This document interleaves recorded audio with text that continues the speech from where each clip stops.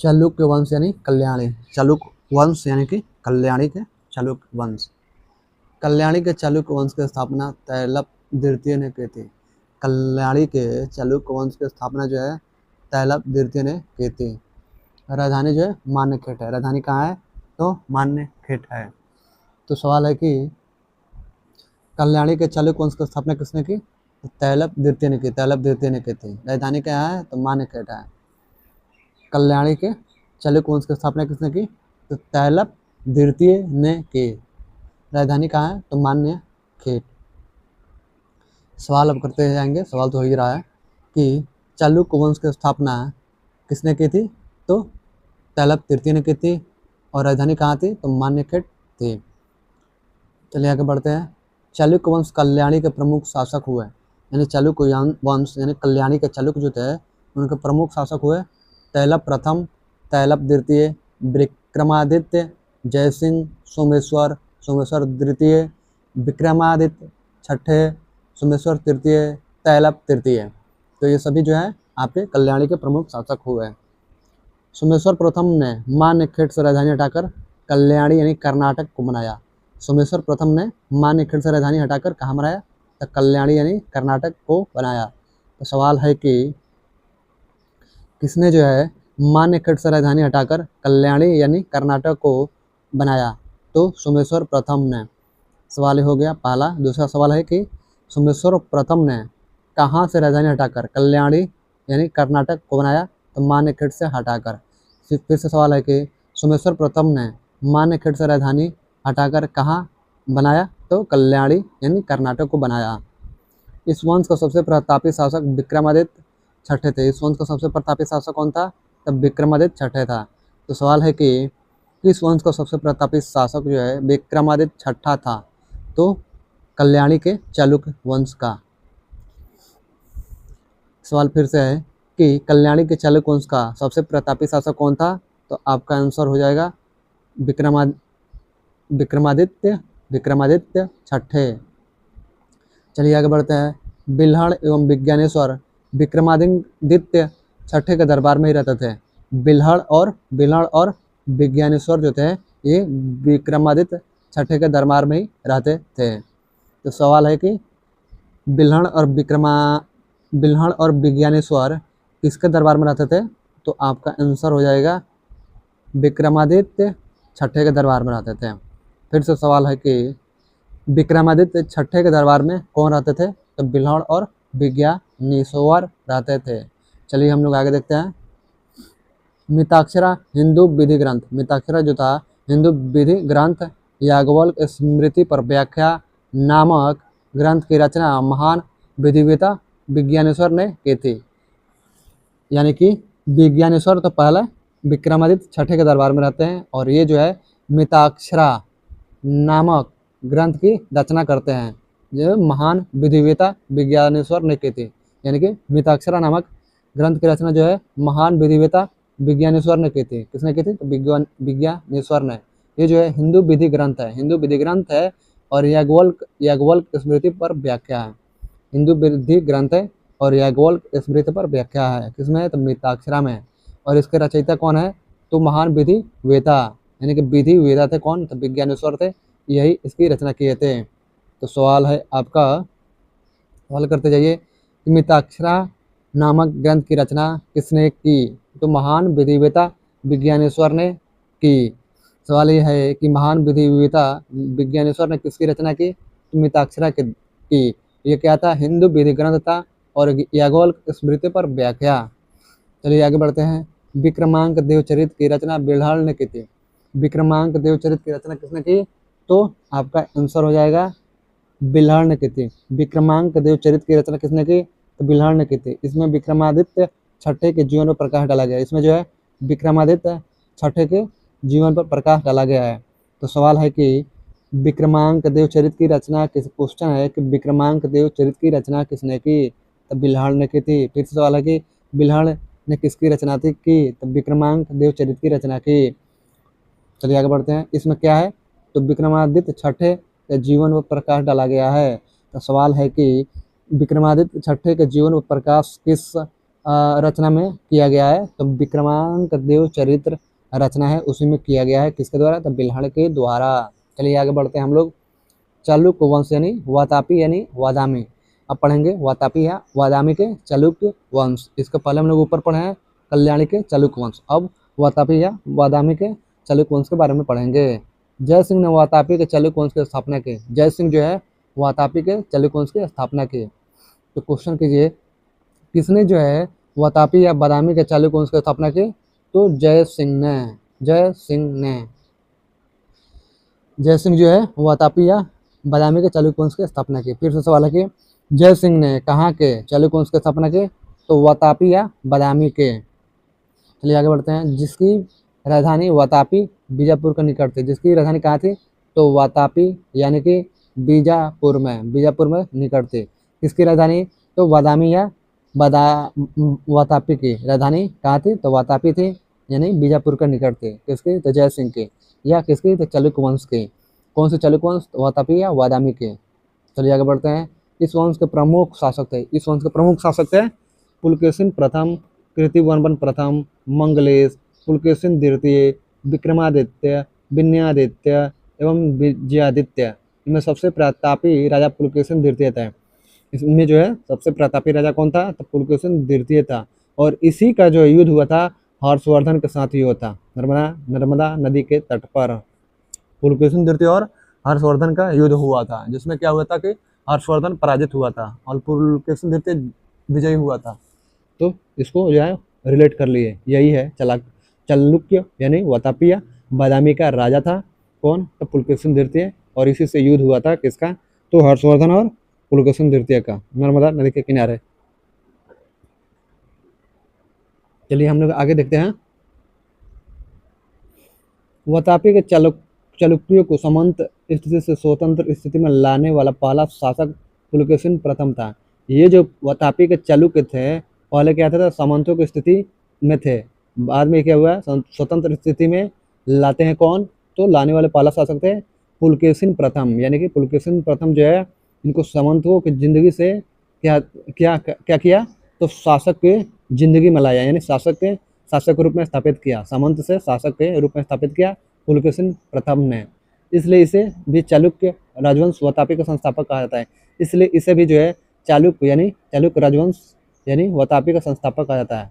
तो वातापी का संस्थापक सिर्फ जय सिंह ही नहीं है, आपका पुलकेशिन प्रथम भी है, जिसने जो है सामंतों की स्थिति से शासक की स्थिति तक लाया, कौन, पुलकेशिन प्रथम ने।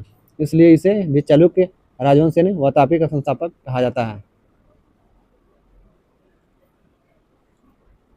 543 से 44 में उसने वातापी के निकटवर्ती पहाड़ी की किलेबंदी करके दुर्ग का रूप दिया तथा अश्वमेध यज्ञ करके अपनी स्वतंत्रता की घोषणा की।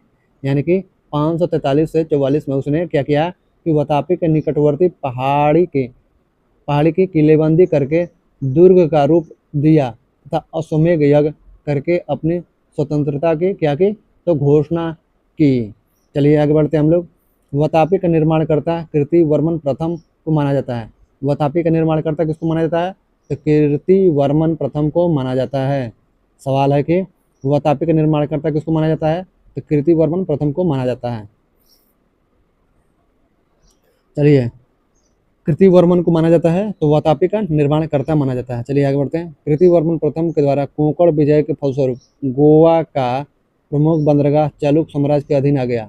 कीर्तिवर्मन प्रथम के द्वारा जो है कोंकण विजय के फलस्वरूप गोवा का प्रमुख बंदरगाह चालुक्य साम्राज्य के अधीन आ गया।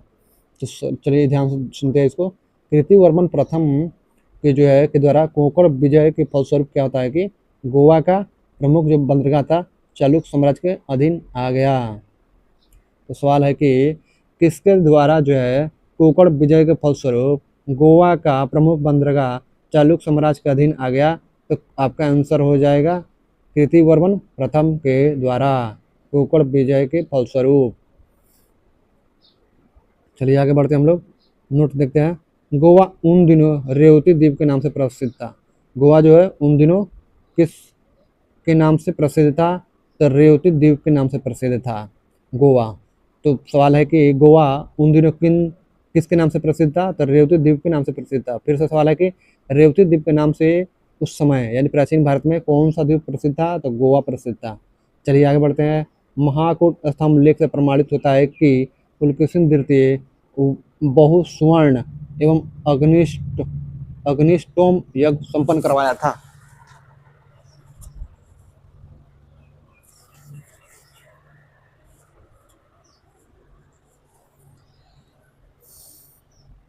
महाकूट स्तंभ लेख से प्रमाणित होता है कि पुलकेशिन द्वितीय जो है बहुसुवर्ण एवं अग्निष्टोम यज्ञ क्या किया था? संपन्न करवाया था।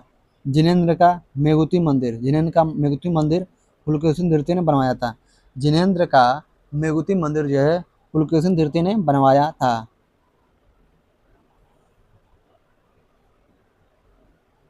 सवाल यहाँ फिर से है, सवाल कर लेते हैं कि सवाल ही पूछता है 360 डिग्री एमसीक्यू के रूप में, तो सवाल जो है करना जरूरी है।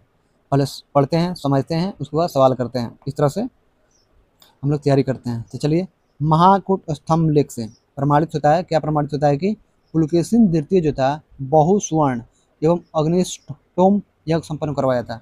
सवाल है कि किस स्तंभ लेख से प्रमाणित होता है कि पुलकेशिन द्वितीय जो था बहुसुवर्ण एवं अग्निष्टोम यज्ञ संपन्न करवाया था? तो आपका आंसर हो जाएगा महाकूट स्तंभ लेख से। सवाल है कि फिर से कि महाकूट स्तंभ लेख से प्रमाणित होता है कि कौन सा वह राजा था जिसने जो बहुसुवर्ण और अग्निष्टोम यज्ञ संपन्न करवाया था? तो पुलकेशिन द्वितीय था। सवाल फिर से है कि महाकूट स्तंभ लेख से प्रमाणित होता है कि पुलकेशिन द्वितीय ने कौन से यज्ञ संपन्न करवाया था? तो बहुसुवर्ण एवं अग्निष्टोम यज्ञ संपन्न करवाया था। तो इस लाइन से 3 सवाल हम लोग बना लिए 360 डिग्री। तो इस लाइन से सवाल जिधर से भी बनाएगा इस लाइन से हम लोग उसको करने में सक्षम रहेंगे। चलिए आगे बढ़ते हैं। जिनेन्द्र का मेघुती मंदिर पुलकेशिन द्वितीय ने बनाया था। जिनेन्द्र का मेघुती मंदिर जो है पुलकेशिन द्वितीय ने बनवाया था। वही पुलकेशिन द्वितीय जिसने हर्षवर्धन को हराया था नर्मदा नदी के तट पर, वही पुलकेशिन द्वितीय है, याद रखिएगा। तो सवाल है कि जिनेन्द्र का मेघुती मंदिर किसने बनाया था? तो पुलकेशिन द्वितीय ने बनाया था। फिर से सवाल है कि पुलकेशिन द्वितीय ने कहाँ का मंदिर बनाया था? तो जिनेन्द्र का मेघुती मंदिर बनाया था। फिर से सवाल है कि पुलकेशिन द्वितीय ने जिनेन्द्र का कौन सा मंदिर बनाया था? तो मेघुती मंदिर बनाया था। तो इस लाइन से हम लोग 3 सवाल किए, इस छोटे से लाइन से 3 सवाल, मतलब दाएं से बाएं से और इधर से, मतलब दोनों तरफ से सवाल हम लोग करके बीच से भी हम लोग सॉल्व कर लिए एमसीक्यू के रूप में। चलिए आगे बढ़ते हैं। पुलकेशिन द्वितीय ने हर्षवर्धन को हराकर परमेश्वर की उपाधि धारण की थी। हमने पहले ही बता दिया था कि पुलकेशिन द्वितीय जो है हर्षवर्धन को हराकर क्या किया कि परमेश्वर की उपाधि धारण की। इसने दक्षिणा पथेश्वर की उपाधि भी धारण की थी। इसने जो है दक्षिणा पथेश्वर की भी उपाधि धारण की थी। किसने? तो पुलकेशिन द्वितीय ने। तो सवाल है कि किसने जो है हर्षवर्धन को हराकर परमेश्वर की उपाधि धारण की थी? तो पुलकेशिन द्वितीय ने। फिर से सवाल है कि पुलकेशिन द्वितीय ने किसको हराकर हर्ष परमेश्वर को उपाधि धारण की थी? तो हर्षवर्धन को हराकर। सवाल फिर से है कि पुलकेशिन द्वितीय ने हर्षवर्धन को हराकर किसकी उपाधि धारण की थी? तो आपका आंसर हो जाएगा परमेश्वर की उपाधि धारण की थी। फिर से सवाल है कि पुलकेशिन की उपाधि परमेश्वर की उपाधि किसने धारण की थी? किसको हराकर? तो परमेश्वर की उपाधि पुलकेशिन द्वितीय ने धारण की थी हर्षवर्धन को हराकर। फिर से सवाल है कि अब चलिए अगला देखते हैं। इसमें 4 सवाल हो गए। अब चलिए अगला देखते हैं। ये लाइन, किसने जो है दक्षिणा पथेश्वर की उपाधि धारण की थी? किसने जो है दक्षिणा पथेश्वर की उपाधि धारण की थी? तो आपका जो है दक्षिणा पथेश्वर की उपाधि जो है पुलकेशिन द्वितीय ने धारण की थी। सवाल है कि पुलकेशिन द्वितीय ने जो है एक और उपाधि धारण की थी, उसका क्या नाम था? तो दक्षिणा पथेश्वर। सवाल है कि दक्षिणा पथेश्वर जो है किसने धारण की थी और किसको हराकर? तो दक्षिणा पथेश्वर जो है पुलकेशिन द्वितीय ने धारण की थी और हर्षवर्धन को हराकर। चलिए हम लोग आगे बढ़ते हैं।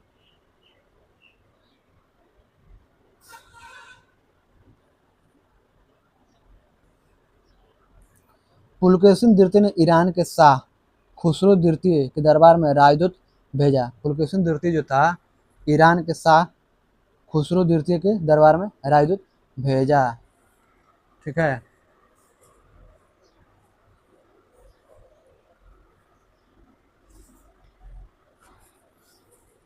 पुलकेशिन द्वितीय ने जो है ईरान के शाह खुसरो द्वितीय के दरबार में क्या भेजा? तो राजदूत भेजा। तो अब चलिए हम लोग सवाल यहाँ पर करते हैं। किसने जो है ईरान के शाह जो है खुसरो द्वितीय के दरबार में राजदूत भेजा, तो पुलकेशिन द्वितीय ने भेजा। सवाल फिर से है कि पुलकेशिन द्वितीय ने जो है किसके दरबार में शाह खुसरो द्वितीय की, मतलब पुलकेशिन द्वितीय ने किसके दरबार में जो है राजदूत भेजा, कि ईरान के शाह खुसरो द्वितीय के दरबार में, ईरान के शाह खुसरो द्वितीय के दरबार में राजदूत भेजा। चलिए हम लोग आगे देखते हैं। बाद में संभवतः शाह खुसरो द्वितीय ने भी अपना दूत जो है चालुक्य सम्राट के दरबार में भेजा।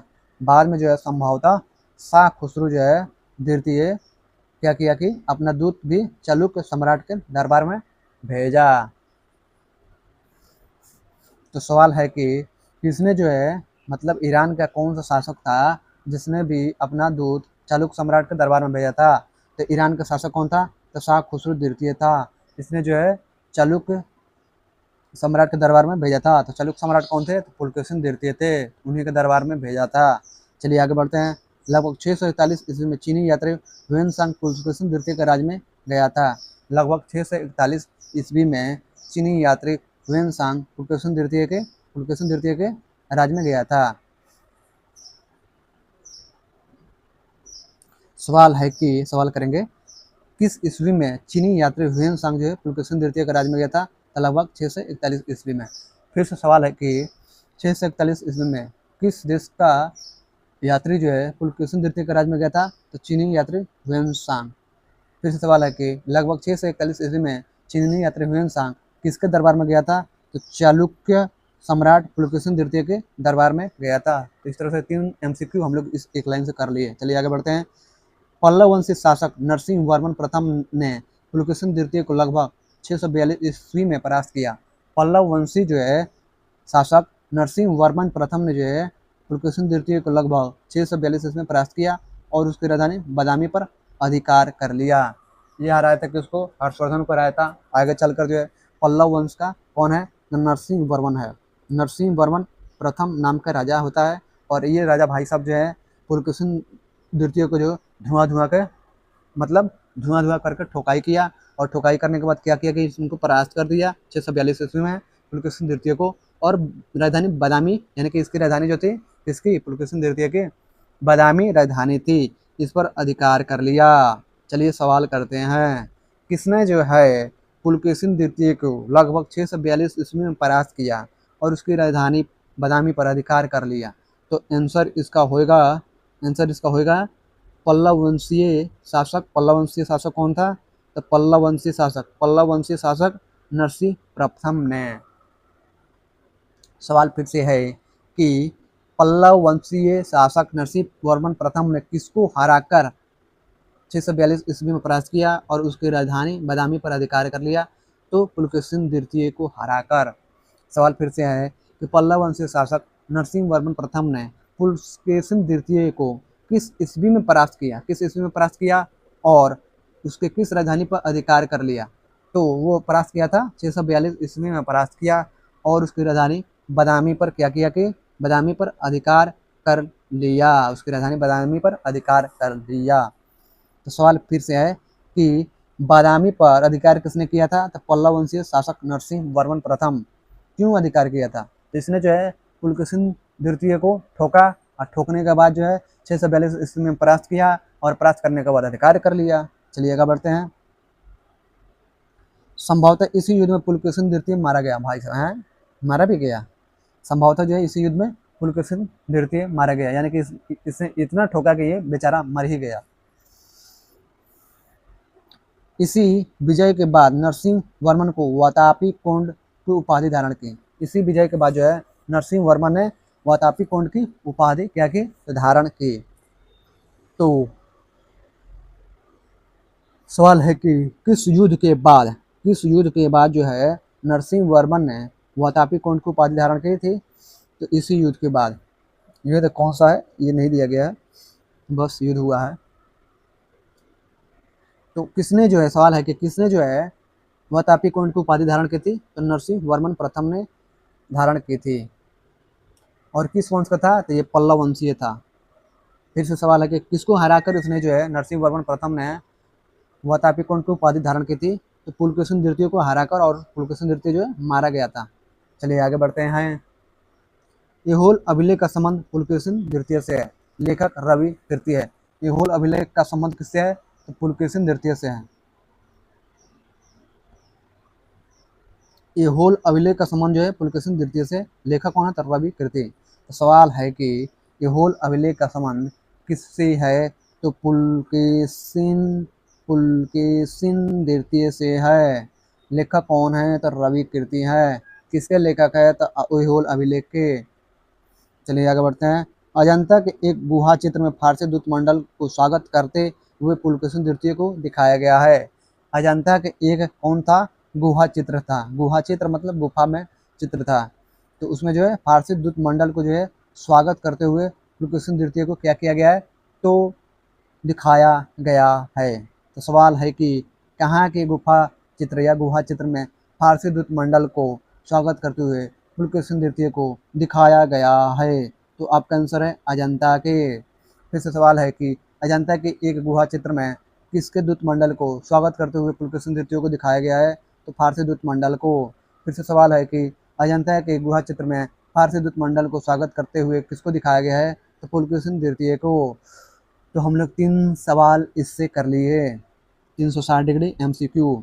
चलिए आगे बढ़ते हैं। मालवा को जीतने के बाद विनयादित्य ने शकलोत्तर पथनाथ की उपाधि धारण की। मालवा को जीतने के बाद विनयादित्य जो है शकलोत्तर पथनाथ की उपाधि धारण की। तो सवाल ये है कि किसको जीतने के बाद, यानी कि किसको जीतने के बाद विनयादित्य ने शकलोत्तर पथनाथ की उपाधि धारण की? मालवा को जीतने के बाद। फिर से सवाल है कि मालवा को जीतने के बाद किसने जो है शकलोत्तर पथनाथ की उपाधि धारण की थी? तो विनयादित्य ने। फिर से सवाल है कि मालवा को जीतने के बाद विनयादित्य ने कौन सी उपाधि धारण की थी? तो उपाधि धारण किए थे ये शकलोत्तर पथनाथ की। इस तरह से 3 MCQ हो गया। अगला हम लोग देखते हैं। विक्रमादित्य द्वितीय के शासनकाल में ही दक्कन में अरबों के आक्रमण किया। विक्रमादित्य द्वितीय के शासनकाल में ही दक्कन में अरबों ने आक्रमण किया। तो सवाल है कि किसके शासनकाल में ही दक्कन में अरबों ने आक्रमण किया? तब विक्रमादित्य द्वितीय के शासनकाल में ही। सवाल है कि विक्रमादित्य के शासनकाल में ही डैश में अरबों ने आक्रमण किया? तो दक्कन में आक्रमण किया। फिर सवाल है कि विक्रमादित्य द्वितीय के शासनकाल में दक्कन में किसने आक्रमण किया? तो अरबों ने आक्रमण किया। तीनों सवाल हो गए 3 तरह से MCQ के रूप में। अब हम लोग आगे देखते हैं। इस आक्रमण का मुकाबला विक्रमादित्य के भतीजा पुलकेशिन ने किया। इस आक्रमण का जो है मुकाबला विक्रमादित्य का भतीजा जो था पुलकेशिन ने किया। किस आक्रमण का मुकाबला जो है विक्रमादित्य का भतीजा पुलकेशिन ने किया? तो इसी आक्रमण का क्या है मुकाबला कौन किया? तो विक्रमादित्य का भतीजा कौन था? पुलकेशिन ने किया। इस अभियान की सफलता पर विक्रमादित्य द्वितीय ने उसे अवनिज नाश्रय की उपाधि प्रदान की। इस अभियान की सफलता पर जो है विक्रमादित्य द्वितीय ने इसे जो है अवनिज नाश्रय की उपाधि प्रदान की। किस सफलता पर विक्रमादित्य ने अवनिज नाश्रय की उपाधि प्रदान की? तो इसके शासनकाल में अरबों ने दक्कन में आक्रमण किया था। उसी में जो है इसका भतीजा विक्रमादित्य का भतीजा जो है पुलकेशिन ने क्या किया कि मुकाबला किया और जीता, विजय प्राप्त की। तो खुश होकर क्या करता है कि विक्रमादित्य द्वितीय जो है अपने भतीजे को जो है अवनिज नाश्रय की उपाधि प्रदान करता है। तो सवाल है कि अवनिज नाश्रय की उपाधि किसने दिया था और किसको दिया था? तो अवनिज नाश्रय की उपाधि जो है विक्रमादित्य द्वितीय ने दिया था और पुलकेशी को दिया था। फिर से सवाल है कि विक्रमादित्य ने किसको जो है क्या उपाधि दिया था? तो विक्रमादित्य द्वितीय ने पुलकेशी को अवनिज नाश्रय की उपाधि प्रदान की। फिर से सवाल है कि विक्रमादित्य द्वितीय की प्रथम पत्नी मुलुक महादेवी ने पट्टदकल में विरूपाक्ष महादेव मंदिर तथा उसकी दूसरी पत्नी त्रैलोक्य देवी ने त्रैलोकेश्वर मंदिर का निर्माण करवाया। विक्रमादित्य की प्रथम पत्नी कौन थी? तो लोक महादेवी ने क्या की? तो इसने जो है पट्टदकल में विरूपाक्ष महादेव मंदिर तथा उसकी दूसरी पत्नी त्रैलोक्य देवी ने त्रैलोकेश्वर मंदिर का निर्माण करवाई। तो सवाल है कि विक्रमादित्य की प्रथम पत्नी कौन थी? तो लोक महादेवी थी। सवाल है कि विक्रमादित्य की प्रथम पत्नी कौन थी? तो लोक महादेवी थी। चलिए इसने क्या की, पट्टदकल में विरूपाक्ष महादेव मंदिर तथा उसकी दूसरी पत्नी तथा उसके लोक महादेवी क्या की विरूपाक्ष महादेव मंदिर के बनवाई। ये कौन थी, विक्रमादित्य की प्रथम पत्नी थी। और इसकी दूसरी पत्नी, विक्रमादित्य की दूसरी पत्नी कौन थी, तो दूसरी पत्नी थी त्रैलोक्य देवी थी। और इसने जो है त्रैलोकेश्वर मंदिर का निर्माण करवाई। तो दोनों जो है पत्नी है, त्रैलोकेश्वर देवी दूसरी है और लोक महादेवी पत्नी है, पहली है। ये किसकी पत्नी है, तो दोनों जो है विक्रमादित्य द्वितीय की पत्नी है। और ये दोनों पत्नी है, पहली जो पत्नी है विक्रमादित्य द्वितीय की पहली पत्नी जो है वो क्या करती है कि पट्टदकल में विरूपाक्ष महादेव मंदिर का निर्माण करवाई। और उसकी दूसरी पत्नी जो है बोली कि हम क्यों कम रहे, हम भी निर्माण करवाएंगे। सर राजा को तो बात मानना है, तो राजा साहब भाई साहब बात माने। तो दूसरी पत्नी भी त्रैलोक्य देवी क्या करती है कि त्रैलोकेश्वर मंदिर का निर्माण करती है, यानी कि इसके नाम से ही ये मंदिर था। चलिए आगे बढ़ते हैं। इस वंश का अंतिम राजा कीर्तिवर्मन द्वितीय था। इस वंश का जो है अंतिम राजा कौन था, तो आपका कीर्तिवर्मन द्वितीय था। किस वंश का, तो इसी वंश का, पाल वंशीय पल्लव वंशीय। चलिए आगे बढ़े ले हैं हम लोग। इसके सामंत दंती दुर्ग ने परास्त कर इससे एक नए वंश राष्ट्रकूट वंश की स्थापना की। इस वंश का अंतिम राजा कौन था, तो कीर्तिवर्मन द्वितीय था। इस वंश का अंतिम राजा कौन था, तो कीर्तिवर्मन द्वितीय था। इससे इसके सामंत कौन था, तो दंती दुर्ग था। इसका जो सामंत था दंती दुर्ग राजा कीर्तिवर्मन द्वितीय का, इसी ने इसको परास्त कर दिया। क्या बात है, राजा को उसका सामंत ही परास्त कर देता है और एक नए वंश यानी राष्ट्रकूट वंश की स्थापना करता है। चलिए राष्ट्रकूट वंश का स्थापना किसने किया था, तो दंती दुर्ग ने किया था। राष्ट्रकूट वंश का स्थापना किसने किया था, तो दंती दुर्ग ने किया था। ऐहोल को मंदिरों का शहर कहा जाता है, ऐहोल को मंदिरों का शहर कहा जाता है। तो सवाल है कि किसको जो है मंदिरों का शहर कहा जाता है, तो ऐहोल को कहा जाता है क्या, तो मंदिरों का शहर। चलिए आगे बढ़ते हैं हम लोग। अब हम लोग देखेंगे चालुक्य वंश वेंगी, यानी कि वेंगी के चालुक्य के बारे में पढ़ेंगे। वेंगी के चालुक्य वंश का संस्थापक कौन था, तो विष्णुवर्धन था। वेंगी के जो चालुक्य वंश था उसका संस्थापक विष्णुवर्धन था। तो सवाल है कि वेंगी के चालुक्य वंश का संस्थापक कौन था, तो विष्णुवर्धन था। सवाल फिर से है कि विष्णुवर्धन किस वंश का संस्थापक था, तो वेंगी के चालुक्य वंश का संस्थापक था। इसकी राजधानी वेंगी आंध्र प्रदेश में थी। इसकी राजधानी जो थी कहाँ थी, तो वेंगी यानी आंध्र प्रदेश में थी। वेंगी यानी आंध्र प्रदेश में थी। इस वंश का सबसे प्रतापी राजा विजयादित्य तृतीय था। इस वंश का सबसे प्रतापी राजा जो था वो राजा विजयादित्य तृतीय था, जिसका सेनापति पटरंग था। जिसका सेनापति कौन था, तो पटरंग था। जिसका सेनापति पटरंग था। पटरंग भाई साहब लगता है फेमस थे, इसीलिए इनका नाम यहाँ पर दिया गया।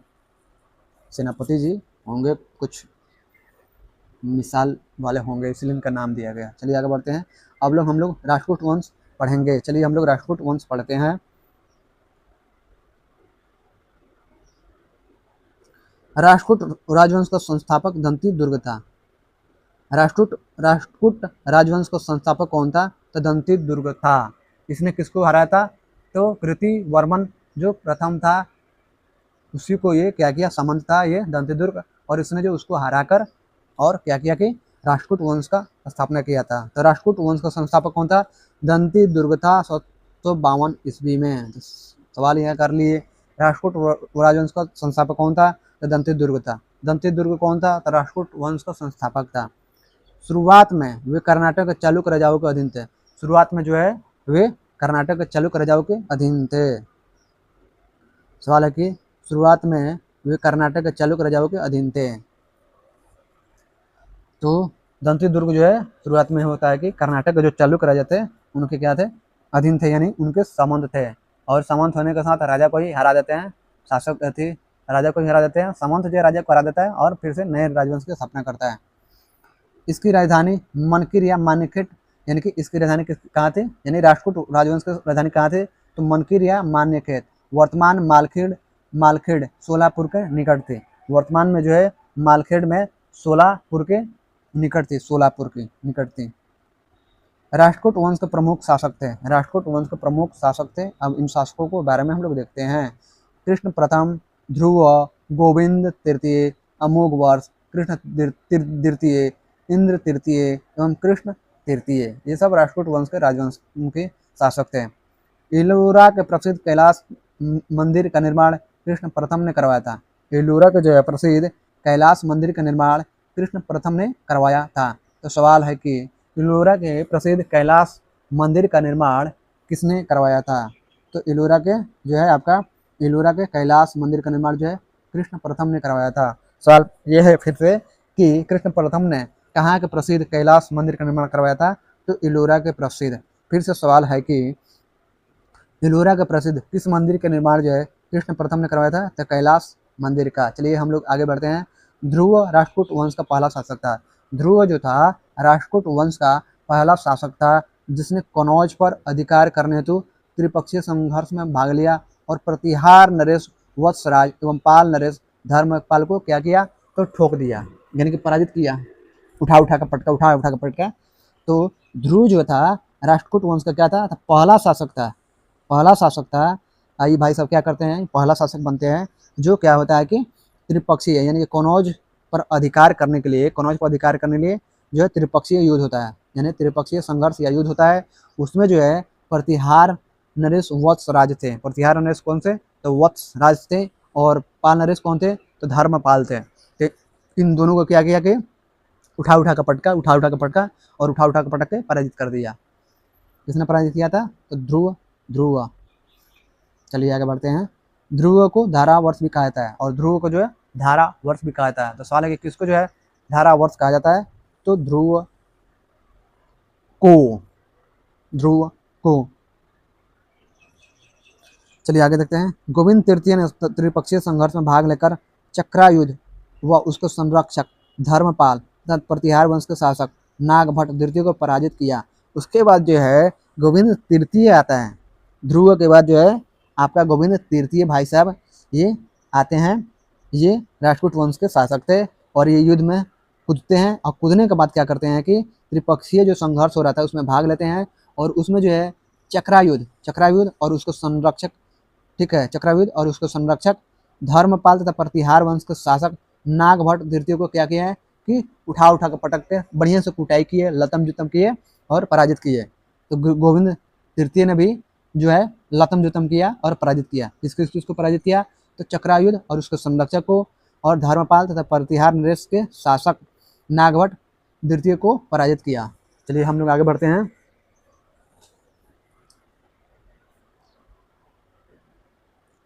पल्लव पांड्य केरल व गंग शासकों ने के संघ को गोविंद तृतीय ने नष्ट किया। पल्लव पांड्य केरल और गंग शासकों के संघ को गोविंद तृतीय ने नष्ट किया, यानी कि जो है पल्लव पांड्य केरल और गंग शासकों के संघ था, इन संघ को जो है ये भाई सब अकेले ही निपटा दिए। खतरनाक आदमी है भाई ये गोविंद तृतीय। मानना पड़ेगा। पल्लव के, पांडवों को, केरल के और गंग शासकों के संघ को ही इसने धुआं कर दिया, यानी कि समाप्त कर दिया। तो सवाल है कि किसने जो है पल्लव पांड्य केरल और गंग शासकों के संघ को नष्ट किया? तब गोविंद तृतीय ने किया। सवाल फिर से है कि गोविंद तृतीय ने किसको नष्ट किया? तब पल्लव पांड्य केरल और गंग शासकों के संघ को। चलिए हम लोग आगे बढ़ते हैं। अमोघ वर्ष जैन धर्म का क्या था? तो अमोघ वर्ष उसके बाद आते हैं अमोघ वर्ष। ये भाई साहब क्या थे? तो जैन धर्म को मानने वाले थे। ये भाई साहब क्या थे? तो जैन धर्म को जो है मानने वाले थे, यानी कि जैन धर्म के अनुयायी थे या मानने वाले थे। कौन? तो अमोघ वर्ष। चलिए आगे बढ़ते हैं। इसने कन्नड़ में कवि राजमार्ग, इसने जो कन्नड़ में जो है कवि राजमार्ग की रचना की। तो सवाल है कि किसने जो है कन्नड़ में कवि राजमार्ग की रचना की? तो अमोघ वर्ष ने। किसने? तो अमोघ वर्ष ने। ये किस धर्म का अनुयायी था? तो जैन धर्म का अनुयायी था। और किसने क्या किया था? तो इसने कन्नड़ भाषा में कवि राजमार्ग की रचना की। किसने? अमोघ वर्ष ने। चलिए आगे बढ़ते हैं हम लोग।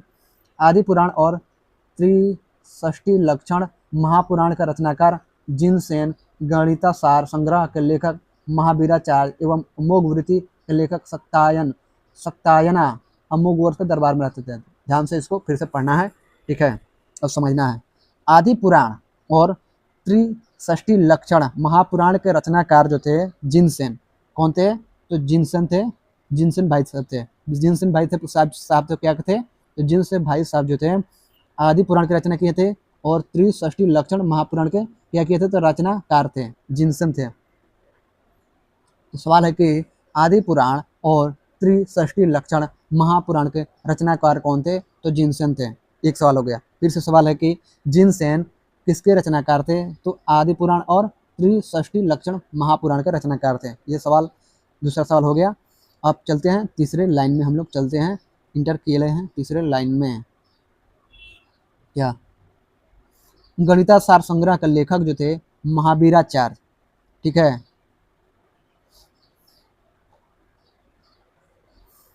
गणिता सार के लेखक कौन थे? तो महावीराचार्य थे। सवाल है कि महावीराचार्य किसके लेखक थे? तो गणिता सार के लेखक थे। गणिता सार के लेखक कौन थे? तो महावीराचार्य, ठीक है। महावीराचार्य किसके लेखक थे? गणिता सार के। गणिता सार के लेखक कौन थे? तो महावीराचार्य। सवाल ही हो गया। अब चलिए आगे बढ़ते हैं। अमोघ वृत्ति, अमोघ वृत्ति के लेखक कौन थे? सत्यायना, सत्यायना थे। अमोघ वृत्ति के लेखक कौन थे? तो सत्यायना थे।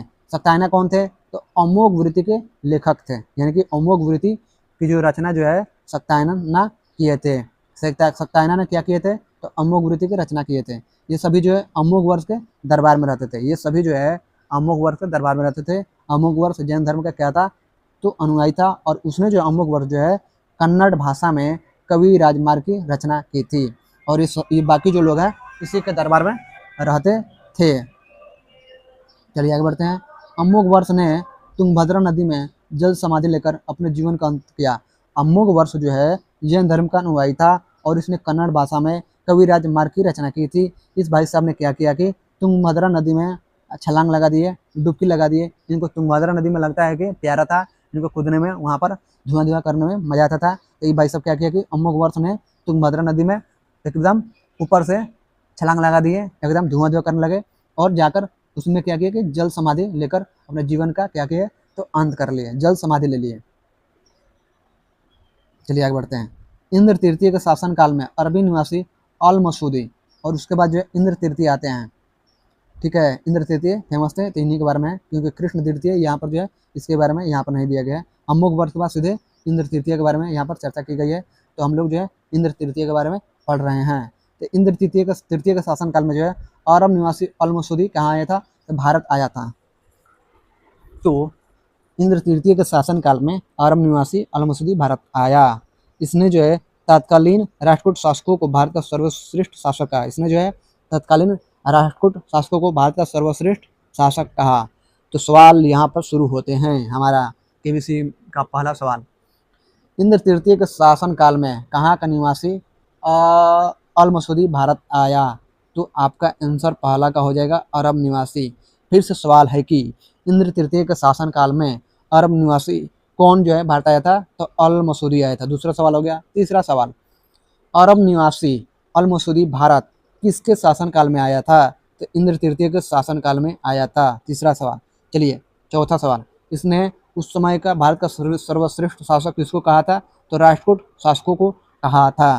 फिर से सवाल है कि किसने जो है भारत का सर्वश्रेष्ठ शासक राष्ट्रकूट शासकों को कहा था? तो अल मसूदी ने कहा था। इस तरह से जो है 5 सवाल इससे हम लोग कर लिए 360 डिग्री एमसीक्यू के रूप में इस लाइन से। चलिए हम लोग आगे बढ़ते हैं। राष्ट्रकूट वंश का अंतिम महान शासक कौन था? कृष्ण तृतीय था। अब जो है कृष्ण तृतीय सीधे डायरेक्ट है। कृष्ण तृतीय के बारे में नहीं दिया गया इसमें, शायद इसका काम उतना बेहतरीन नहीं होगा, या ज़्यादा लंबे समय तक ये शायद शासन नहीं किया होगा, इसलिए इसके बारे में नहीं दिया गया है। चलिए, राष्ट्रकूट वंश का अंतिम महान शासक कौन था? तो कृष्ण तृतीय था। तो सवाल है कि राष्ट्रकूट वंश का अंतिम महान शासक कौन था? तो कृष्ण तृतीय था। सवाल फिर से है कि कृष्ण तृतीय किस वंश का अंतिम महान शासक था? तो राष्ट्रकूट वंश का। चलिए हम लोग आगे बढ़ते हैं। इसी के दरबार में कन्नड़ भाषा के कवि कौन रहते थे? इसी के दरबार में कन्नड़ भाषा के कवि कौन रहते थे? तब कौन रहते थे? तो सवाल है कि किसके दरबार में जो है कन्नड़ भाषा के कवि कौन रहते थे? तो कृष्ण तृतीय के दरबार में। सवाल फिर से है कि कृष्ण तृतीय के दरबार में कन्नड़ भाषा के कौन से कवि रहते थे? तो कवि कौन रहते थे? चलिए आगे बढ़ते हैं। जिन्होंने शांति पुराण की रचना की, जिन्होंने जो है शांति पुराण की रचना की। तो सवाल है कि किसके दरबार में और कौन सा वंश था जिसके दरबार में जो है कन्नड़ भाषा के प्रसिद्ध जो है कवि रहते थे, जिन्होंने शांति पुराण की रचना की थी। तो चलिए, राष्ट्रकूट वंश के अंतिम महान शासक कृष्ण तृतीय के दरबार में कन्नड़ भाषा के कवि कौन रहते थे, जिन्होंने शांति पुराण की रचना की? तो पूरा लाइन से हो गया। तो सवाल फिर से है कि शांति पुराण की रचना किसने की? तो कवि पुण्य ने की थी। किस भाषा में की थी? तो कन्नड़ भाषा में की थी। और किसके दरबार में रहते थे? तो कृष्ण तृतीय के दरबार में रहते थे। और कृष्ण तृतीय कौन थे? तो राष्ट्रकूट वंश के अंतिम महान शासक थे। इस तरह से पूरा क्लियर हो गया। चलिए हम लोग आगे बढ़ते हैं। नेक्स्ट पेज देखेंगे।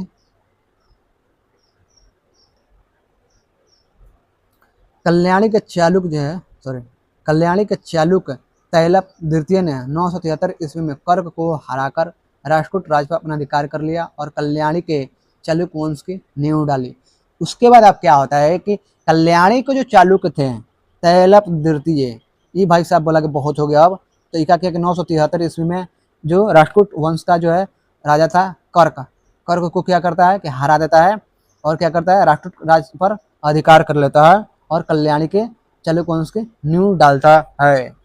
तो सवाल है कि कल्याणी के कौन सा मतलब चालुक तैलप द्वितीय, कल्याणी के चालुक तैलप द्वितीय ने 973 ईस्वी में किसको हराकर राष्ट्रकूट राज पर अपना अधिकार कर लिया और कल्याणी के चालुक वंश की नींव डाली? तो कर्क को हराकर। फिर से सवाल है कि किसने जो है राष्ट्रकूट राज के कर्क को हराकर राष्ट्रकूट राज पर अधिकार कर लिया? तो कल्याणी के चालुक तैलप द्वितीय ने। कब हराया था? तो 973 ईस्वी में हराया था। तो क्या किया था? तो राष्ट्रकूट राज पर अधिकार कर लिया था और कल्याणी के चालुक वंश के नींव डाला था। तो कर्क को हराकर राष्ट्रकूट राज पर अधिकार कर लिया और कल्याणी के चालुक वंश के नींव डाला था कल्याणी के चालुक तैलप द्वितीय ने 973 ईस्वी में। तो 973 ईस्वी में क्या करता है? कल्याणी का चालुक तैलप द्वितीय ने जो है कर्क को हरा देता है जो और राष्ट्रकूट राज पर अधिकार कर लेता है और कल्याणी के चालुक वंश की नींव डालता है। चलिए आगे हम लोग बढ़ते हैं। एलोरा और एलिफेंटा महाराष्ट्र गुहा मंदिरों का निर्माण राष्ट्रकूटों के समय हुआ। एलोरा और एलिफेंटा जो महाराष्ट्र में है, लोरा और एलिफेंटा कहाँ है? तो याद रखिएगा महाराष्ट्र में है। इसमें क्या है? तो गुहा मंदिरों का निर्माण हुआ है किसके द्वारा? राष्ट्रकूटों के ही समय हुआ। एलोरा में 34 शैलकृत गुफाएं हैं। एलोरा में कितने शैलकृत गुफाएं हैं? तो आपकी जो है 34 शैलकृत गुफाएं हैं। इनमें जो है 1 से 12 तक बौद्धों, 13 से 29 तक हिंदुओं और 30 से 34 तक जैनों की गुफाएं हैं। यानी कि इनमें जो है 1 से 12 तक क्या है? तो बौद्धों के बारे में है और 13 से 29 तक हिंदुओं और 30 से 34 तक जैनों की गुफाएं हैं। बौद्ध गुफाओं में सबसे प्रसिद्ध विश्वकर्मा गुफा है। बौद्ध गुफाओं में जो है सबसे प्रसिद्ध कौन है? तो विश्वकर्मा गुफा, संख्या 10 है। बौद्ध गुफाओं में सबसे प्रसिद्ध कौन है? तो विश्वकर्मा गुफा संख्या 10 है, जिसकी संख्या 10 है।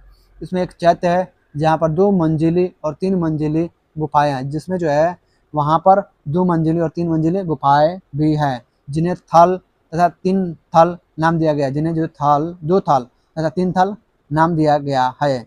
एलोरा की गुफा 15 में विष्णु को नरसिंह अर्थात पुरुष सिंह के रूप में दिखलाया गया है। एलोरा की गुफा 15 में, एलोरा की जो गुफा 15 में जो है विष्णु को नरसिंह अर्थात पुरुष सिंह के रूप में दिखलाया गया है। चलिए यहाँ पर सवाल करते हैं। बौद्ध गुफा में सबसे प्रसिद्ध गुफा कौन सा है? तो विश्वकर्मा गुफा संख्या 10 है। इसमें क्या है? तो एक चैत्य है। वहाँ पर 2 मंजिले और 3 मंजिले गुफाएं भी हैं, जिन्हें 2 थल और 3 थल नाम दिया गया है।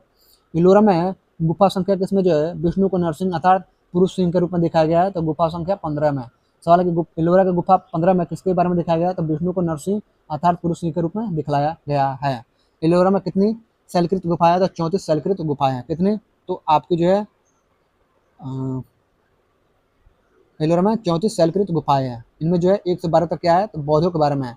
13 से 29 हिंदू और 30 से 34 जैनों की गुफाएं हैं। इसको याद रखिएगा। एलोरा और एलिफेंटा कहाँ है? तो महाराष्ट्र में है। क्या है? तो गुहा मंदिर है, यानी गुफाओं में मंदिर का है, यानी गुहा मंदिर है। और ये किस समय हुआ था? तो राष्ट्रकूटों के समय ही हुआ। चलिए हम लोग आगे बढ़ते हैं। नोट देखते हैं। नोट, एलोरा गुफाओं का सर्वप्रथम उल्लेख फ्रांसीसी यात्री थेवेनेट ने 17वीं शताब्दी में किया था।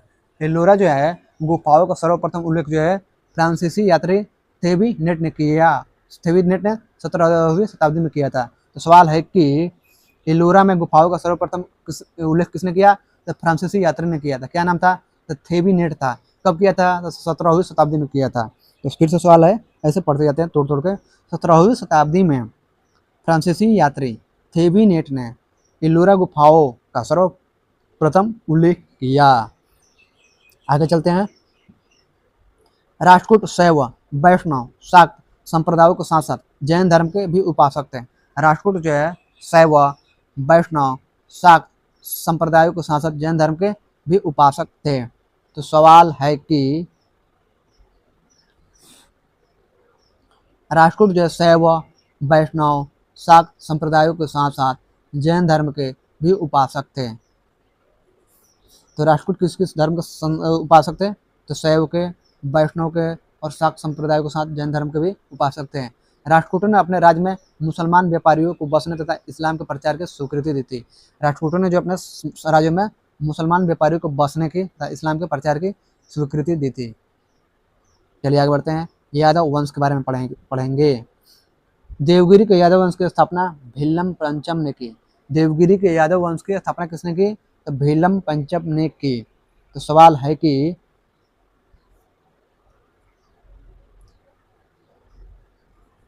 यादव वंश है, तो देवगिरी के यादव वंश की स्थापना भीलम पंचम ने की थी। तो याद है, सवाल है कि देवगिरी के यादव वंश की स्थापना किसने की? तो भीलम पंचम ने की थी। सवाल फिर से है कि भीलम पंचम ने किसकी स्थापना की थी? तो देवगिरी के यादव वंश की स्थापना की थी। इसकी राजधानी कहाँ थी? देवगिरी थी। इसकी राजधानी कहाँ थी? तो देवगिरी थी। किसकी?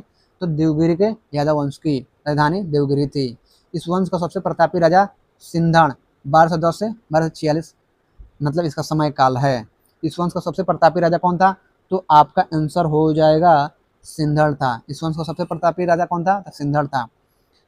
इसकी राजधानी कहाँ थी? तो देवगिरी थी। और देवगिरी के यादव वंश का स्थापना किसने किया था? तो भीलम पंचम ने किया था। चलिए आगे बढ़ते हैं। इस वंश का अंतिम स्वतंत्र शासक रामचंद्र था। इस वंश का अंतिम स्वतंत्र शासक कौन था? तो रामचंद्र था, जिसने अलाउद्दीन के सेनापति मलिक काफूर के सामने आत्मसमर्पण किया। इसने जो है अलाउद्दीन का सेनापति कौन था? तो मलिक काफूर था। इसी के सामने जो है इसने आत्मसमर्पण कर दिया। कौन? तो रामचंद्र ने कर दिया। चलिए आगे बढ़ते हैं। संगीत शास्त्री सारंगदेव जो है राजा सिंधन के दरबारी थे, जिन्होंने संगीत रत्नाकर नामक ग्रंथ की रचना की।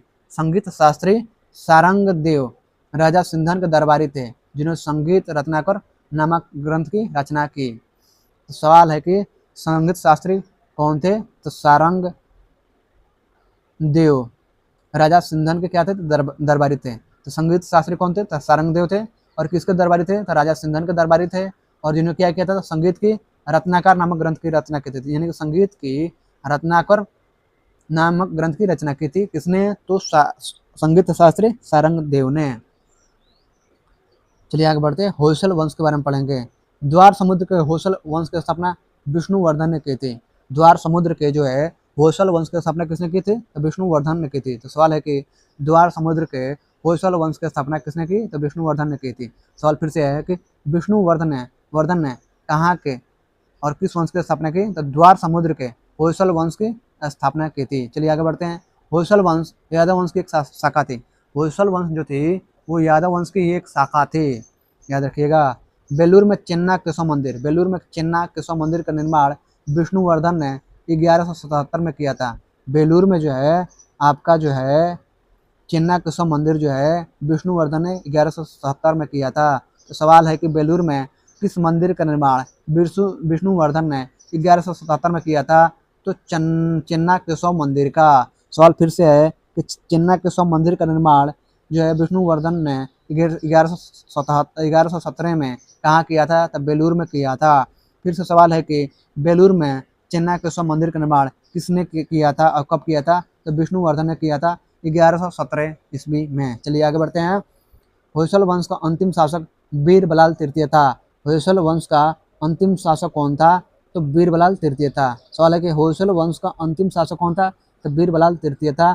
फिर से सवाल है कि बीरबलाल तृतीय कौन था? तो होयसल वंश का अंतिम शासक था, जिसे जो है मलिक काफूर ने हराया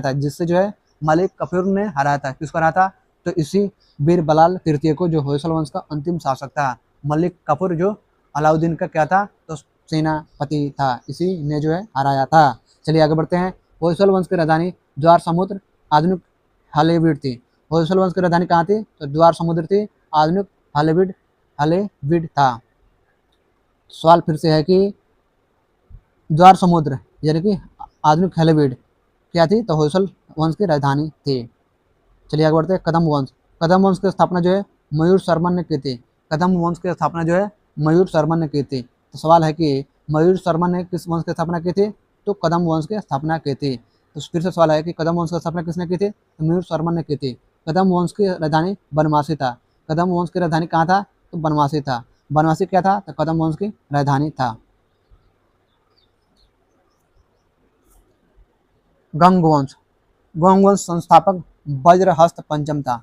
गंग वंश जो है संस्थापक जो है वज्रहस्त पंचम था। गंग वंश संस्थापक वज्रहस्त पंचम था। वज्रहस्त पंचम कौन था, तो गंग वंश का संस्थापक था। अभिलेखों के अनुसार गंग वंश का प्रथम शासक कोंकणी वर्मा था। अभिलेखों के अनुसार जो है गंग वंश का प्रथम शासक कोंकणी कोंकणी वर्मा था। तो सवाल है कि किसके अनुसार जो है गंग वंश का प्रथम शासक कोंकणी वर्मा था, तो अभिलेखों के अनुसार। सवाल है कि अभिलेखों के अनुसार किस वंश का प्रथम शासक कोंकणी वर्मा था, तो गंग वंश का प्रथम शासक। चलिए आगे बढ़ते हैं। गंगों की प्रारंभिक राजधानी कुवलाल या कोलर थी। गंगों की प्रारंभिक राजधानी कहाँ थी, तो कुवलार या कोलर थी। तो सवाल है कि गंगों की प्रारंभिक राजधानी कहाँ थी, तो कुवलार या कोलर थी, जो बाद में तलकाड हो गई। जो बाद में क्या हो गई, तो तलकाड हो गई। जो बाद में तलकाड हो गई। दत्तक सूत्र का टीका लिखने वाला गंग शासक माधव प्रथम था। दत्तक सूत्र का टीका लिखने वाला गंग शासक कौन था, तो माधव प्रथम था। दत्तक सूत्र का टीका लिखने वाला गंग शासक कौन था, तो माधव प्रथम था। तो गंग शासक माधव प्रथम कौन था, तो दत्तक सूत्र पर टीका लिखने वाला शासक था।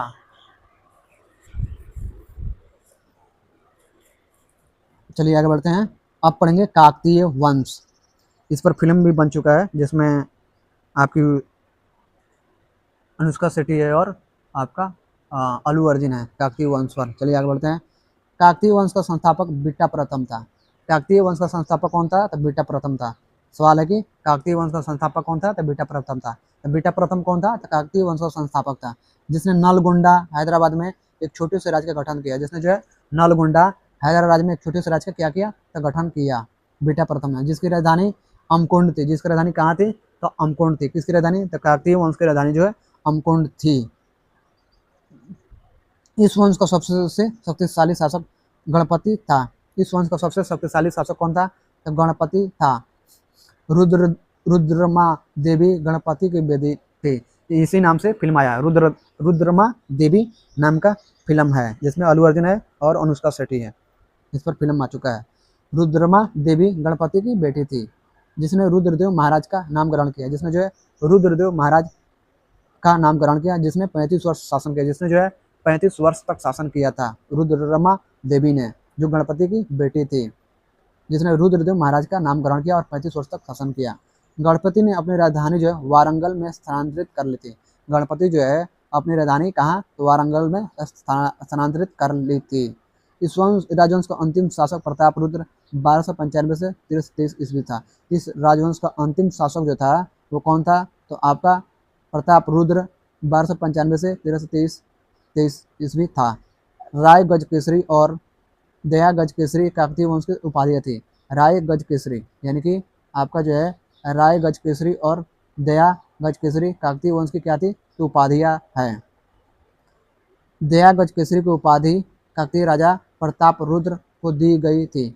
दया गज केसरी की उपाधि जो है काकतीय राजा किसको दी गई थी, तो प्रताप रुद्र को दी गई थी।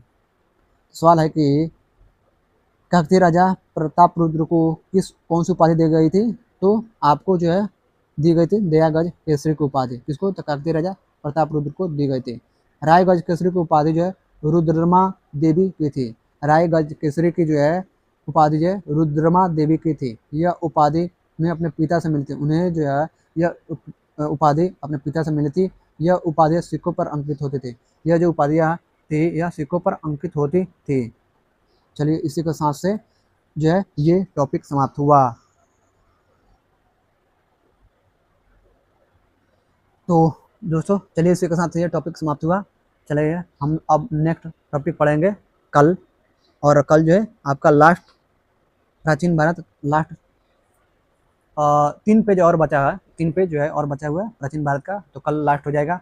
तो चलिए हम इजाज़त दीजिए अपने दोस्त को। तो इस तरह से जो है लगातार मेहनत करते रहिए, परिश्रम करते रहिए, कोशिश करते रहिए, हार मत मानिए और सफलता की ऊंचाइयों को प्राप्त कीजिए। अपने माता पिता, परिवार, अब खुद का, अपने देश का और खुद का ध्यान रखिए, ख्याल रखिए। अपने माता पिता, परिवार और अपने देश से प्यार कीजिए और निरंतर आगे बढ़ते रहिए। जय हिंद, जय भारत। मैं आपको हमेशा जो है फ्री में पढ़ाऊँगा, कोर्स नहीं बेचूँगा, ये मैं वादा कर चुका हूँ। तो मैं बाकी टीचरों की तरह कोर्स नहीं बेचूँगा। मेरा कोर्स बेचने का और धंधा करने का कोई इरादा नहीं है और ना ही मैं उस काम के लिए आया हूँ। ना ही मैं कोई टीचर हूँ, ना ही मुझे कोई बनने का शौक़ है। मैं आपका दोस्त हूँ और आपके दोस्त की तरह पढ़ाऊँगा। तो दोस्त जो है कभी क्या बोलते हैं, आपका कोर्स नहीं बेचता है। आजकल के जो टीचर हैं, बड़े-बड़े कोचिंग वाले, ये सब धंधा करने वाले बिज़नेसमैन हो गए। ये टीचर उचर, गुरु वुरु कुछ भी नहीं है, ये सब धंधेबाज हैं। ये सिर्फ़ कोर्स बेचते हैं। आपका सिलेक्शन हो ना हो, सब मतलब फेंका जाता है, मूर्ख बनाया जाता है और बेवकूफ़ बनाया जाता है और कुछ नहीं है, और सिर्फ धंधा किया किया जा रहा है। तो मेरा उन सब चीज़ों से कोई नाता नहीं है और ना ही रहेगा। मैं सिर्फ आपको पढ़ाने के लिए आया हूँ फ्री में, तो आप यूट्यूब पर पढ़ने के लिए तैयार रहिए। जय हिंद, जय भारत। और सपोर्ट करते रहिए। चैनल को लाइक, सब्सक्राइब और कमेंट जरूर कीजिए। अगर आप अपने माता पिता की कसम, अगर आप पढ़ाई से प्यार करते हैं, अपने माता पिता से प्यार करते हैं तो चलिए, जय हिंद, मिलते हैं नेक्स्ट डे। लास्ट जो है टॉपिक होगा आपका प्राचीन भारत का। इसके बाद जो है हम लोग मध्यकालीन भारत पढ़ेंगे। आधुनिक भारत है, मैं पढ़ा चुका हूँ आधुनिक भारत को, और ये प्ले लिस्ट में है। तो मुझसे जो भी गलती हुई होगी तो इसके लिए मैं आपसे माफ़ी मांगता हूँ। जय हिंद, जय भारत। उसके बाद जो है प्राचीन भारत तो खत्म हो जाएगा कल। उसके बाद जो है हम लोग मध्यकालीन भारत पढ़ेंगे। आधुनिक भारत में पढ़ा चुका हूँ, प्ले लिस्ट में है, आप जाकर देख लीजिएगा। और उसके बाद जो है पॉलिटी पढ़ेंगे, पॉलिटी, इंडियन पॉलिटी। उसके बाद से ज्योग्राफी पढ़ेंगे। उसके बाद से आगे जो भी है फिजिक्स, केमिस्ट्री, बायोलॉजी, मिसलेनियस यानी विविध पढ़ेंगे, अंतरिक्ष पढ़ेंगे, स्पेस, और आगे जो भी है लूसेंट में वो सबको पढ़ेंगे। तो ये न्यू एडिशन का लूसेंट का बुक है। तो इसी तरह से जो है तोड़ तोड़ कर पहले पढ़ेंगे, उसके बाद समझेंगे, उसके बाद एमसीक्यू रूप में 360 डिग्री एमसीक्यू के रूप में हम लोग पढ़ेंगे। इसके बाद आगे चलकर जब यहाँ पर देखिए फ़ायदा ये है कि आप पहले तो पढ़ते हैं, उसके बाद समझते हैं, उसके बाद एमसीक्यू के रूप में मैं यहाँ पर तोड़ कर 360 डिग्री कराता हूँ। तो पहला जो है आप यहाँ पर एमसीक्यू कर लिए, उसके बाद जो लूसेंट का जब ऑब्जेक्टिव करेंगे ना, लूसेंट का ऑब्जेक्टिव सॉल्व करेंगे तो वहाँ पर भी एमसीक्यू रहेगा। तो 2 बार आपका एमसीक्यू हो जाएगा। तो 2 बार एमसीक्यू करने के बाद जब आप एग्ज़ाम में जाएंगे तो एग्ज़ाम में पहली बार नहीं होगा, एग्ज़ाम में तीसरी बार एमसीक्यू होगा। तो पहले से ही आप 2 बार एमसीक्यू कर चुके हैं, और जब एग्ज़ाम में जाएंगे और वही सवाल, जब इस किताब से जो भी सवाल आएगा आप देखते ही मार देंगे क्लिक, क्योंकि 2 बार एमसीक्यू कर चुके हैं। बहुत सारे स्टूडेंट हैं जो पढ़ते हैं, एमसीक्यू नहीं करते हैं। ये पढ़ते हुए तोड़ते हुए एमसीक्यू तो करते नहीं है, पढ़ेंगे फिर एमसीक्यू लूसेंट का कर लेंगे, उसके बाद एग्ज़ाम में जाएंगे तो उनके लिए दूसरा होगा, लेकिन आपके लिए तीसरा होगा। तो आप एक कदम आगे होंगे। उसके साथ साथ और भी बड़े थी, और भी लूसेंट के साथ साथ और भी मतलब जो है एमसीक्यू या पब्लिकेशन है जहाँ मतलब सेट दिया गया है, तो उन सेट को भी किया जाएगा। तो आपके पास मतलब इतनी सारी प्रैक्टिस हो जाएगी कि 3 से 4 बार जो प्रैक्टिस जब यहाँ पर एमसीक्यू के रूप में कर लेंगे, लूसेंट में जो है फैक्ट के रूप में है। लूसेंट जो ऑब्जेक्टिव आप करते हैं तो उसमें फैक्ट है, एक तो आपको फैक्ट क्लियर हो गया। दूसरा जो हाई लेवल के किसी और भी प्रकाशन के पुस्तकें हैं, जैसे दृष्टि का हो गया, चाहे अरिहंत का हो गया, और भी पब्लिकेशंस हैं, उनके जो अगर आप सेट प्रैक्टिस कर लेते हैं तो उसमें जो है क्या होगा कि कथन और कारण वाला जिस तरह से अब क्वेश्चन पूछे जा रहे हैं तो कर लेंगे, तो क्या होगा कि आपके पास कॉन्सेप्ट वाला भी हो जाएगा और फैक्ट वाला तो हो ही गया लूसेंट का। तो इस तरह से आप 2 बार एमसीक्यू करके जब जाएंगे एग्जाम हॉल में, तो सवाल कहीं से भी पूछेगा, वो चाहे फैक्ट के रूप में पूछे या एमसीक्यू के रूप में पूछे, जैसे भी पूछे, आप करके गए हैं तो आप बाकी स्टूडेंट के तुलना में एक कदम आगे रहेंगे।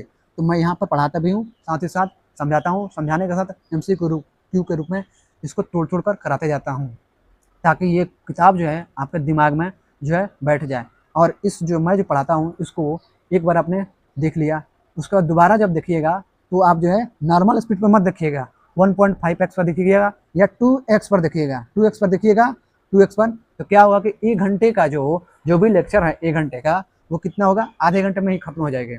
आधे घंटे की खत्म हो जाएगी तो आपके पास क्या होगा, आधा घंटा बचेगा।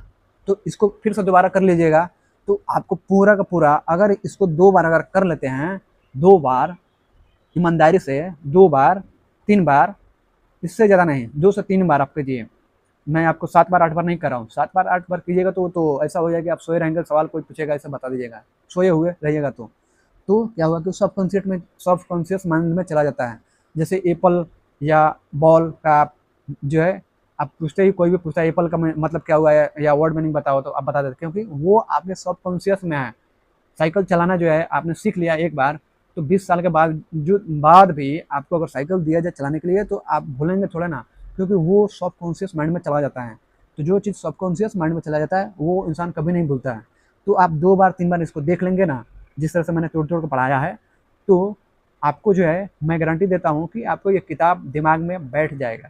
ये किताब जो है दिमाग में बैठ जाएगा लूसेंट का। आपको उसके बाद डर नहीं रहेगा, आपको कॉन्फिडेंस रहेगा कि मुझे जो है लूसेंट जो पूरा है मुझे याद है। लूसेंट जो है किताब जो मुझे याद है, और कहीं से भी कोई भी उठाकर पूछे मैं बताऊँगा। तो इस तरह से हम लोगों को तैयारी करना है। ये सवाल कहीं से भी पूछे तुम उठाओ, लो किताब लो और पूछो ना, तुम कहाँ से पूछोगे? मैंने तोड़-तोड़ कर पढ़ा है, समझा है, तोड़-तोड़ के पढ़ा है एमसीक्यू के रूप में, फिर लूसेंट का ऑब्जेक्टिव भी किया है, फिर स्टैंडर्ड बुक का भी किया है, तो मुझे कॉन्फिडेंस है। तो कॉन्फिडेंस होना चाहिए, तो आप कॉन्फिडेंस को डेवलप कीजिए। इस तरह से कॉन्फिडेंस धीरे-धीरे डेवलप किया जाता है और आगे बढ़ाया जाता है, थोड़ा-थोड़ा करके ही। तो आप 2 बार 3 बार इसको अगर इस वीडियो को देख लेंगे, जितने भी मैंने लेक्चर कराए हैं लूसेंट का, देख लेंगे 2 से 3 बार, तो आपको जो है मैं गारंटी देता हूँ कि आपको याद होने की गारंटी मैं देता हूँ कि याद हो जाएगा। अब 3 से 4 बार कर लिए तो तब तो समझिए कि बहुत ज़्यादा कॉन्फिडेंस में हो जाएँगे आप। तो चलिए मिलते हैं। जय हिंद, जय भारत, भारत माता की जय। मुझसे कोई गलती हुई होगी तो आप अपना दोस्त समझकर, टीचर नहीं, टीचर बनने का मुझे शौक नहीं है, क्योंकि मुझे धंधा नहीं करना है। जैसे आप दोस्त से बात करना है, ये चलना यार, ये चल, ये अरे रहने दे यार, देना यार, इस तरह से वैसे ही आप मुझे अपना दोस्त समझिए, मैं आप सभी को अपना दोस्त समझता हूँ। I am your friend and you are my friend.